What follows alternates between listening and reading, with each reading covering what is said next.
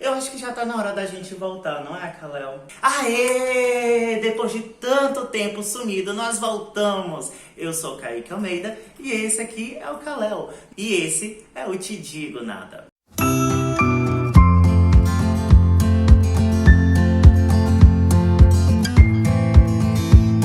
Decidi gravar esse vídeo depois de algum tempo, que eu percebi que a DC Comics já passou por tanta reestruturação dentro de suas revistas, dentro da própria empresa, que eu acho que seria interessante que a gente pudéssemos falar um pouco sobre essas fases.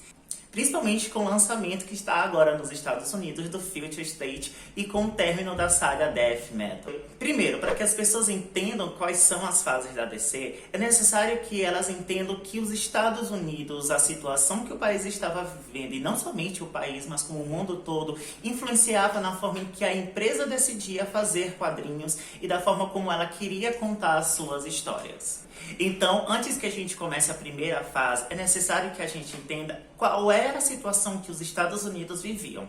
Lá em 1935, o país ainda vivia as consequências da Grande Depressão devido à quebra da Bolsa de Valores lá de Nova York. A indústria de quadrinhos na época se resumia basicamente em tirinhas de jornal com algumas sátiras engraçadas que eram publicadas diariamente.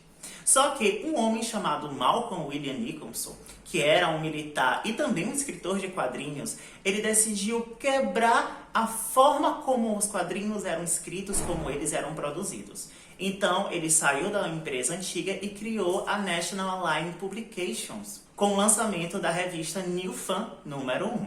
Dois grandes nomes bem conhecidos na indústria do quadrinho, Joe Shuster e Jerry Siegel, acabaram indo trabalhar para ele. Os dois costumavam escrever histórias com detetives e foram responsáveis pela criação do personagem Dr. Oculto, que era um personagem com uma pegada mais sobrenatural. Ainda é necessário que a gente fale da criação do primeiro herói mascarado. Claro que ele não tinha poderes. Ele era o Fantasma, que foi lançado em 1936. Um ano depois, em 1937, naquela mesma revista New Fan, ela acabou anunciando o lançamento de uma nova revista da empresa, a Detective Comics. E aí, com todo o cenário produzido, Joe Shuster e Jerry Siegel acabaram lançando naquela empresa a revista Action Comics. Na capa, que trazia um homem com colã azul e vermelho, mostrando as cores dos Estados Unidos como a grande força, acabou sendo um grande boom. Esse foi o nascimento do herói chamado Superman, o primeiro super-herói da história dos quadrinhos. E quando eu falo super-herói, eu estou me referindo a personagens heróicos com superpoderes.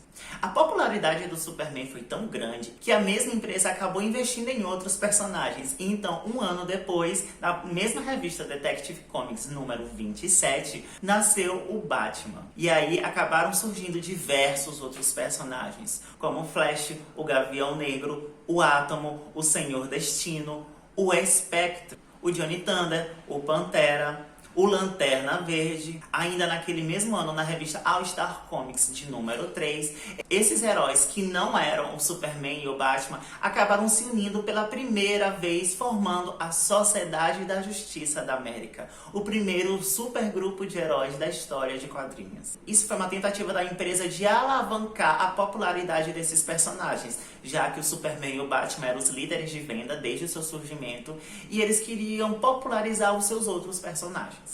Em 1941, tudo mudou, com o ataque à base naval Pearl Harbor nos Estados Unidos, fazendo com que os Estados Unidos entrassem na Segunda Guerra Mundial, fazendo com que as empresas de quadrinhos também entrassem na própria guerra. Então, os vilões dos super-heróis se tornaram os nazistas e japoneses, em que esses heróis eram vistos como os mocinhos e que eles representavam os ideais e o estilo de vida americana. Em 1942, um ano depois desse ataque, na revista Sensational Comics número 1, foi lançada pela primeira vez uma super heroína. Foi o nascimento da Mulher Maravilha. E assim como Superman, também aparecia trajando as cores das bandeiras dos Estados Unidos, mostrando toda a sua supremacia. Quando acabou a Segunda Guerra Mundial, teve toda aquela paranoia com as bombas atômicas. Inclusive, as revistas mostravam todo esse poder atômico dos Estados Unidos frente aos outros países, como na revista Action Comics 101, em que o Superman está supervisionando um teste nuclear, mostrando que os os Estados Unidos têm um grande poder e que poderiam derrotar outros países se eles quisessem.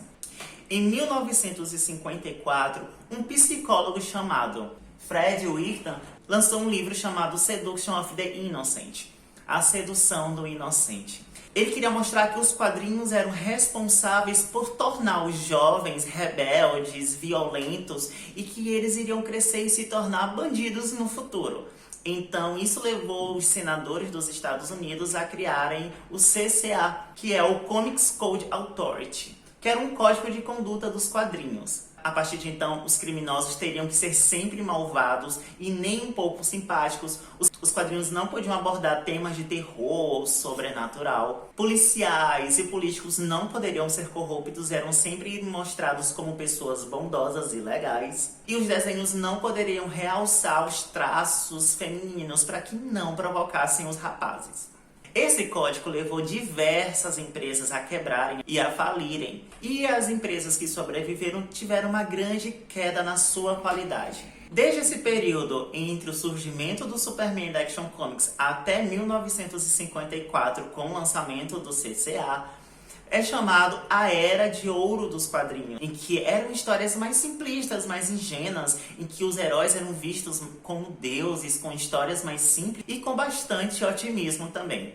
E que sempre ressaltavam o poder dos Estados Unidos frente aos outros países. Com a queda da qualidade de quadrinhos, somado a um público leitor que estava ficando mais velho, que buscava histórias mais maduras, a DC Comics decidiu mudar um pouco a sua proposta. Então, para que eles pudessem sobreviver, eles tentaram revitalizar os seus personagens, trazendo releituras dos mesmos. E aí, os quadrinhos mudaram. Foi o nascimento da Era de Prata dos quadrinhos, com o lançamento da revista Showcase número 4, em que o personagem Flash, que antes era conhecido como Jay Garrick, agora era o Barry Allen.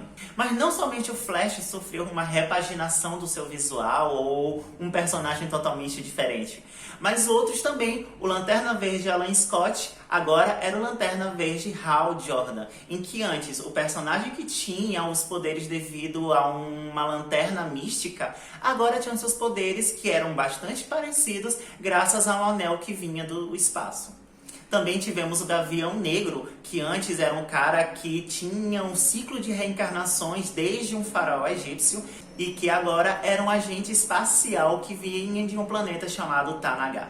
E aí, em 1960, na revista The Brave and the Bold, número 28, foi criada a super equipe, a Liga da Justiça, em que os heróis mais conhecidos e populares da empresa estavam se unindo contra vilões diversos. E vocês pensam que aqueles heróis antigos da Era de Ouro ficaram simplesmente esquecidos? Claro que não. Na revista do Flash número 123, o Flash Jay Garrick aparece em uma participação especial na história chamada Flash de Dois Mundos, onde foi criada a ideia do multiverso.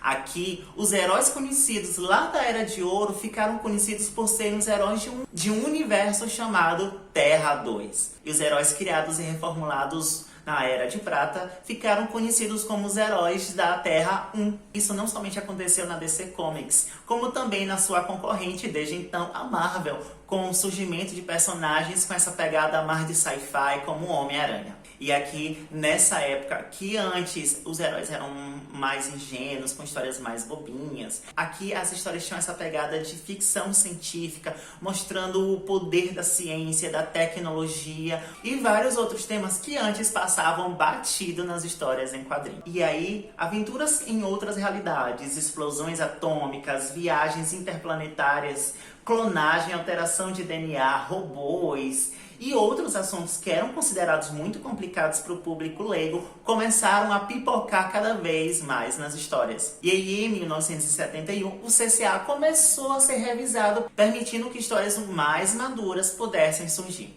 Mas isso é história para um outro vídeo. Então, se vocês gostaram desse vídeo, dê um like aqui rapidinho, não vai custar nada para vocês. Não se esqueça de se inscrever no canal e ativar o sininho para as notificações. Essas são as minhas redes sociais passando aqui. Muito obrigada a vocês que assistiram até agora e a gente se vê na semana que vem nesse mesmo horário. Então até semana que vem, até mais!